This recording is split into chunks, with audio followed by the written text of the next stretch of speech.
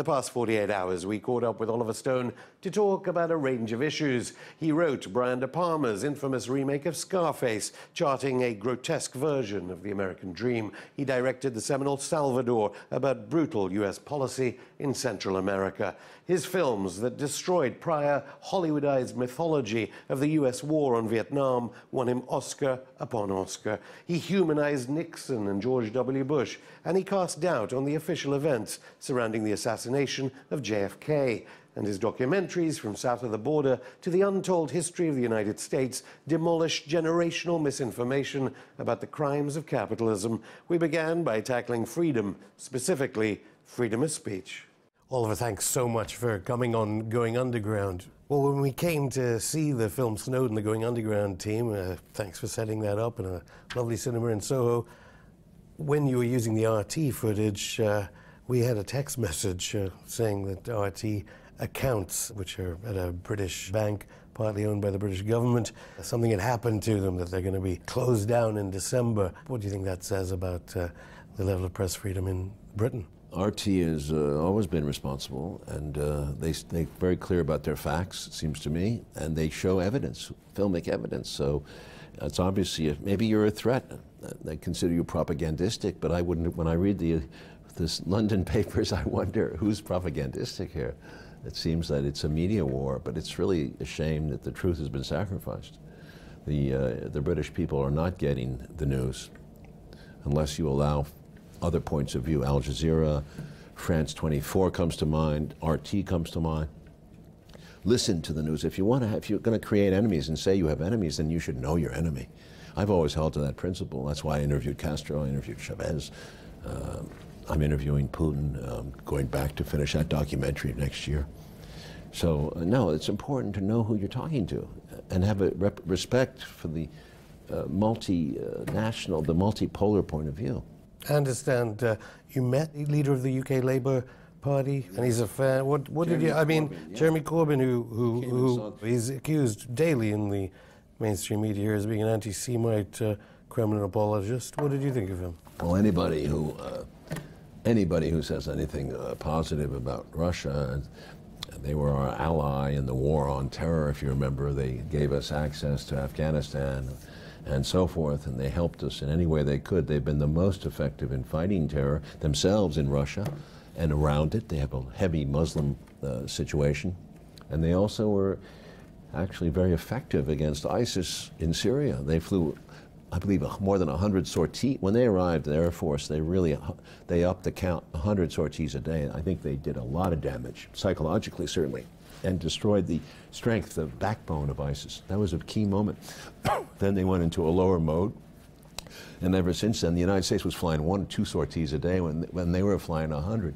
Then the United States has stepped up this propaganda warfare. That, in fact, the very fact that the United States accused Russia of having destroyed the humanitarian mission into Syria, an aid corps, without evidence. And then I think Mr. Putin has presented very interesting evidence that it was indeed the terrorists who did this attack, because that sounds like something they do. But the United States is not interested in proof anymore. It seems like they just want to make the news and keep it up, distract you with more news and more attacks. It's reached a level of it's really scary. I don't know what the intention is of the United States to bring this to a head. You've continued to make these films that are reevaluating the past, but well, I'm only doing it as a result of my problem is that I would like to know the truth, and the world is really crazy right now. It's kind of gone upside down. Well, the Academy Awards Committee or whatever, they've been awarding, and people who give out awards to films like Zero Dark 30 and Argo. And what are the dangers of You're trying to provoke me now. Catherine Bigelow, Ben Affleck, and what they're doing versus what you're doing about reevaluating history? Well, we know this, that they were helped by the CIA. The CIA has a program to certainly help influence entertainment on television shows. They're involved, and they always provide assistance, but you know what kind of assistance it is. It's based on the script, and they want to know the script. You've never been helped by them in your films? Never once. On the contrary, I've been attacked by them. But this is true also for the Defense Department and military machinery. They tend to, the scripts are, again, very pro-American. It's very difficult at this stage to criticize America as we did in the 1970s because we care about our country. We believe in reform. And much of the disillusionment of the Vietnam War was put into those films that were made in the 70s. And they were very popular, actually, but they were also heavily criticized. Since Reagan came in 1980, I think you'll find that there's been a serious attempt on the part of conservative groups to regain the media control that they now have. I mean, some of the good ones were produced by Arnon Milchan, the guy who reputedly hated Israel's nuclear program. Yes, he produced 3 of my movies, and he was at that time, in my mind, he was apolitical. How close is that connection between Hollywood, as we see in our local cinemas? Well, you should read about it. Actually, there's a wonderful book Jim DiEugenio wrote about reclaiming Parkland. It's about the Kennedy killing. It's a third-generation research. But he goes into the Pentagon and CIA involvement in Hollywood. And it's a new book about that very thing. I read it. Has a lot of good information. But Jim DiEugenio's Reclaiming Parkland has terrific information on it. It was a real attempt, I think, in the 1990s to get back into the Hollywood game.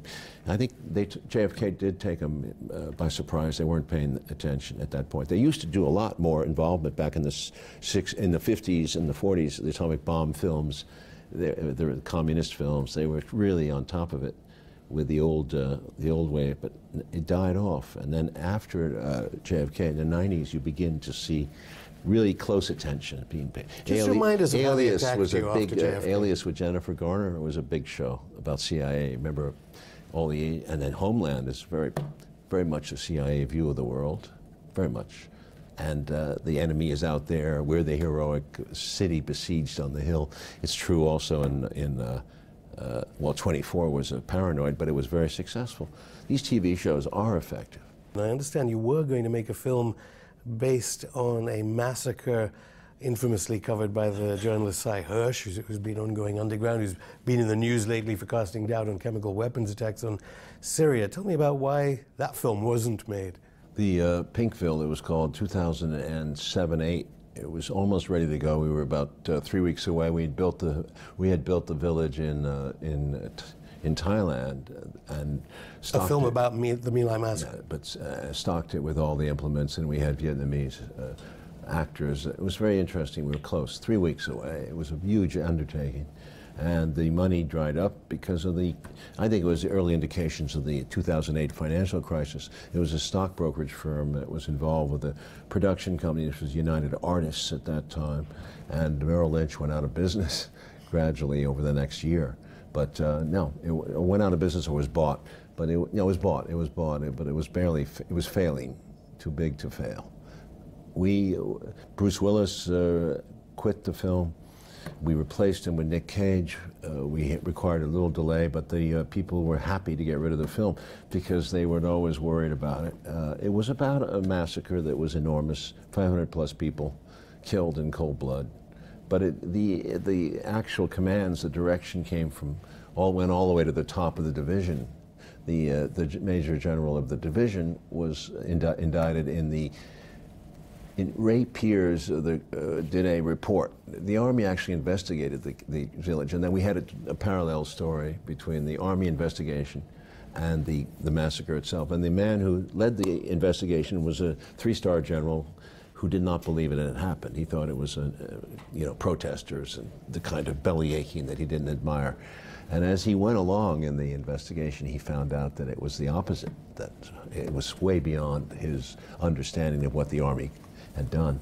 And he found out that it was not only goes to the top of the division, the commands, but it also goes to the CIA, because the CIA basically ran the Vietnam War, would tell the Army with its intelligence where to go, what to do. And much of that information, it turns out, was wrong.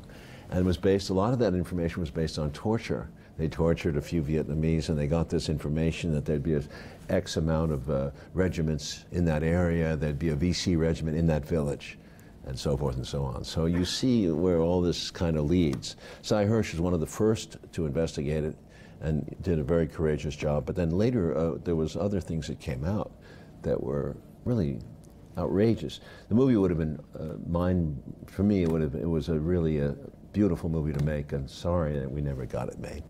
Well, you won a Purple Heart yourself in Vietnam in the war that cost Yeah, but maybe 3 million. and even then I didn't have any clue as to the size of this thing. 3 million Of course, lives. and we didn't know anything about the CIA involvement in the war. Oliver, hold on to that thought. More of Oliver Stone in part 2. And will Trump tower above or Clinton cement her foundation? We debate the nastier points of what's being touted as the worst presidential competition in U.S. history. Plus, was Baywatch star Pamela Anderson really poisoning Julian Assange with a vegan sandwich, and why are British troops exporting ISIS from Iraq to Syria? All this and more coming up in part 2 of Going Underground. Welcome back, Oliver. You said Hillary Clinton probably will be president. WikiLeaks has released stuff now that says that she knew U.S. allies are funding Al-Qaeda linked and ISIS back to Syria. A lot of people know about the U.S. has been helping terrorists when it's in their interests. It was certainly true. It started in Afghanistan in the 1980s when they were fighting the Russians. We were supporting lunatics. People who became the 9/11 gang came from there, as well as other things. And we started the idea, Bill Casey of the CIA started the idea of getting involved in Russia itself. Go after Russia. Regime change in Russia with the tribes, the Caucasus Mountains, the Chechens, among others. There's other ones too. So there was a lot of support going to them. And that was true even after 2001 when we started to, we declared the war on terror, us against them. Russia joined us. They said, we're your ally. Bush welcomed them. You remember all that period. And they were helping us. They gave us overflights and help to fly into Afghanistan, weaponry, supplies, depots in the, and then all that. But then the Russians at the same time knew that we were still in business with the Chechens as well as some of these Georgian people. You don't forget the Georgians and the role that Saakashvili played in Georgia. I mean, the U.S. was always interested in breaking off pieces of Russia, the old Soviet Union, into American protectorates. Obviously, your films do a lot to educate us all about all the recent past, whether it's U.S. presidents and foreign policy. What about one line, I have to say personally, a quick personal question. In Salvador, the lead journalist character says, "You're both as bad as each other." Salvador was one of my best statements about. I mean, I never thought I'd work about again. US foreign policy I never thought I'd work Salvador. again after Salvador because it was such a low-budget film. I barely got it out. You know, no distributor. The British company put up the money, very little money, but they put it up, and then they distributed it because they couldn't get. We were turned down by everybody. So it's the same story as Snowden to a certain degree. I'm back to that. Holy cow, I fought a long battle. Okay, this is my last film I may ever make, but I'm going to say it. And Jimmy Woods gives one of the most eloquent speeches about why the United States keeps backing the bad guys. And he calls us, you're Frankenstein, you're Dr. Frankenstein, and you're creating Frankensteins. You're arming these groups. You're sending weapons to so many terrorists in the world. We armed both sides in every war. And the Iraq War was a disaster, and so much of that weaponry fell into all the various hands of the various terrorist bands that existed. Sometimes we're fighting ourselves. We sell so many weapons around the world that inevitably it gets to the other side. And the Taliban have the weapons, and Iraq, now Syria. Syria, my God, from the beginning we were basically sending weapons to the bad guys. Well, how can ISIS even establish that kind of stronghold with that kind of an open convoy through the desert without being seen by American satellites that are so pervasive? There was an allowance of it. There was an allowance of it. That it was in our interest to form a Salafist principality between Iraq and Syria, to have a buffer zone of crazies that would exist, a caliphate, so to speak. And I think it was in a document that the Defense Intelligence Agency wrote in 2012. That's right at the beginning of the Syria, because we knew at that point that Iraq was a mess, and we knew that Iran was helping Iraq, and we also knew that they were helping Syria. So of course we were terrified that what they called Shiite crescent would take over the world. Saudi Arabia was raising hell. Israel was raising hell, pushing us to get involved in the Middle East and stop this from happening. The Shiite crescent would be the end of the Middle East as they knew it. When we went with that, and we went on the wrong side. The Saudi Arabians are not necessarily our allies at all, and their recent murderous war in Yemen has not been covered by the U.S. press in any detail. But of course, rebels in Aleppo seem to be the story of the day. It's just anything to get to the Russians. Oliver Stone, thank you.